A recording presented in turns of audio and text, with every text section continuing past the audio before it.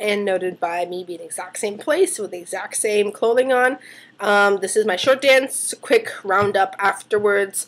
Short dance is pretty predictable because with short dance there's no it's really hard to judge elements because it's not like, oh, that's a triple flip and she didn't fall, so she gets, and it was big, she gets a +1 or a +2, or oh, she falls, she gets a -3 GOE and she gets a deduction for the fall or something like that. You don't really have that in ice dance. It's a lot of the time it's more like people knowing who you are and just you just performing and people seeing what you're made of, I guess.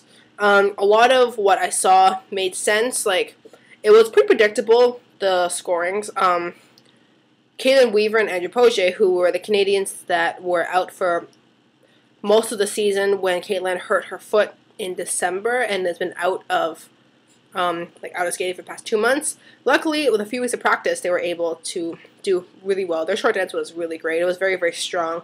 I like them as skaters a lot. I think they have a lot of potential. But they don't have that it factor that Tessa Scott and Merrill and Charlie have. But nonetheless, after not 6 weeks of practice and you make 6 out of the short leg. For you guys. Natalie Peschala and Fabian Borzat, they were 4th after the short. They had a pretty good short, but I thought they could have beat Karen Barova and Dmitry Solovyv, who were 3rd after the short, and they got less than a point higher than them. But then it's it's debatable because it's all these iffy stuff about the levels and whether you get all level 3s or it's so subjective, which is annoying.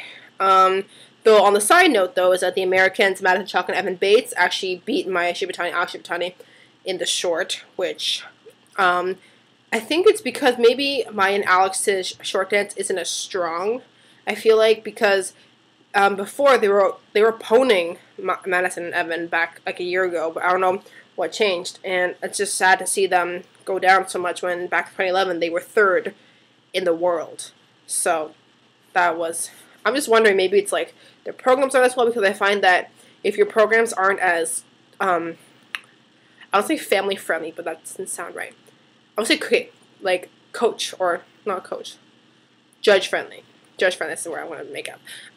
Judge friendly, because I guess I know that in 2012, Maya and Alex, it was the whole rumba theme for the short dance, and it's really awkward when you're brother and sister and you're getting all each other.